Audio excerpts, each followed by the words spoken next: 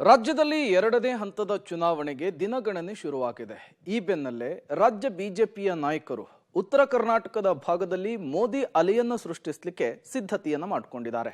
ಇದರ ಮುಂದುವರೆದ ಭಾಗವಾಗಿಯೇ ನಾಳೆ ಮತ್ತೊಮ್ಮೆ ರಾಜ್ಯವನ್ನು ಪ್ರವೇಶ ಮಾಡ್ತಾ ಇದ್ದಾರೆ ಬಿಜೆಪಿಯ ಸರ್ವೋಚ್ಚ ನಾಯಕ ಪ್ರಧಾನಿ ನರೇಂದ್ರ ಮೋದಿ ಅವರು. ಹಾಗಾದ್ರೆ ಎಲ್ಲೆಲ್ಲಿ ಸಭೆ ಸಮಾರಂಭಗಳಲ್ಲಿ ಭಾಗಿಯಾಗ್ತಿದ್ದಾರೆ, ಏನೆಲ್ಲ ಲೆಕ್ಕಾಚಾರ ಇಟ್ಕೊಂಡಿದ್ದಾರೆ, ಬನ್ನಿ ನೋಡ್ಕೊಂಡು ಬರೋಣ.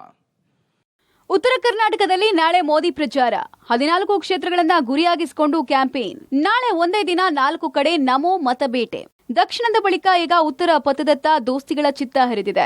ನಾಳೆ ನಾಡಿದ್ದು ಉತ್ತರ ಕರ್ನಾಟಕದ ಜಿಲ್ಲೆಗಳಲ್ಲಿ ಪ್ರಧಾನಿ ಮೋದಿ ಅಬ್ಬರದ ಪ್ರಚಾರ ಹಾಗೂ ರ್ಯಾಲಿಗಳಲ್ಲಿ ಭಾಗವಹಿಸಲಿದ್ದಾರೆ. ನಾಳೆ ಮೋದಿ 4 ಬೃಹತ್ ಸಮಾವೇಶಗಳಲ್ಲಿ ಭಾಗವಹಿಸಲಿದ್ದಾರೆ. ಬೆಳಗಾವಿ, ಉತ್ತರ ಕನ್ನಡ, ದಾವಣಗೆರೆ ಹಾಗೂ ಬಳ್ಳಾರಿ ಕ್ಷೇತ್ರಗಳಲ್ಲಿ ಪಕ್ಷದ ಅಭ್ಯರ್ಥಿಗಳ ಪರ ನಮೋ ಮತಶಿಕಾರಿ ಮಾಡಲಿದ್ದಾರೆ. ಇಂದು ರಾತ್ರಿಯೇ ಬೆಳಗಾವಿಗೆ ಮೋದಿ ಆಗಮಿಸಿದ್ದು, ನಾಳೆ ರಾತ್ರಿ ಮೋದಿ ಹೊಸಪೇಟೆಯಲ್ಲೇ ವಾಸ್ತವ್ಯ ಹೂಡಲಿದ್ದಾರೆ. ನಾಡಿದ್ದು ಮೋದಿ ಬಾಗಲಕೋಟೆ ಲೋಕಸಭಾ ಕ್ಷೇತ್ರದಲ್ಲಿ ಬೃಹತ್ ಸಮಾವೇಶದಲ್ಲಿ ಭಾಗವಹಿಸಲಿದ್ದಾರೆ. ಎಲ್ಲೆಲ್ಲಿ ನಮೋ ಕ್ಯಾಂಪೇನ್ ಅಂತ ನೋಡೋದಾದ್ರೆ, ಏಪ್ರಿಲ್ 28ನೇ ತಾರೀಕು ಬೆಳಗ್ಗೆ 11 ಗಂಟೆಗೆ ಬೆಳಗಾವಿಯಲ್ಲಿ ಸಮಾವೇಶವನ್ನ ಹಮ್ಮಿಕೊಳ್ಳಲಾಗಿದೆ. ಬೆಳಗಾವಿ ಹಾಗೂ ಚಿಕ್ಕೋಡಿಯನ್ನ ಟಾರ್ಗೆಟ್ ಮಾಡಲಾಗುತ್ತೆ.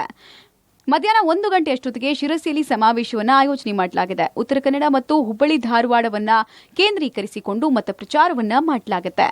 ಮಧ್ಯಾಹ್ನ 3 ಗಂಟೆಗೆ ದಾವಣಗೆರೆಯಲ್ಲಿ ಸಮಾವೇಶವನ್ನ ಹಮ್ಮಿಕೊಳ್ಳಲಾಗಿದೆ.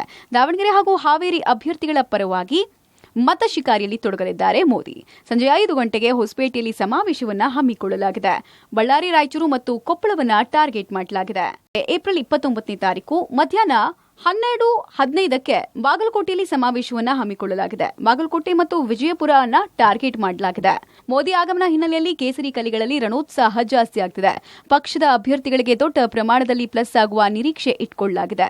ಪಂಚ ಸಮಾವೇಶದಲ್ಲೂ ರಾಜ್ಯ ಕಾಂಗ್ರೆಸ್ ವೈಫಲ್ಯಗಳೇ ಮೋದಿ ಬ್ರಹ್ಮಾಸ್ತ್ರ ಆಗಲಿದೆ. ಮುಖ್ಯವಾಗಿ ಮುಸ್ಲಿಮರಿಗೆ ಆಸ್ತಿ ಹಂಚಿಕೆ, ಒಬಿಸಿಗೆ ಮುಸ್ಲಿಂ ಮೀಸಲಾತಿ ವಿಚಾರಗಳಲ್ಲಿ ಕಾಂಗ್ರೆಸ್ ವಿರುದ್ಧ ನಮೋ ಅಟ್ಯಾಕ್ ಮಾಡಲಿದ್ದಾರೆ ಎನ್ನಲಾಗಿದೆ. Political bureau, public TV, Bengaluru.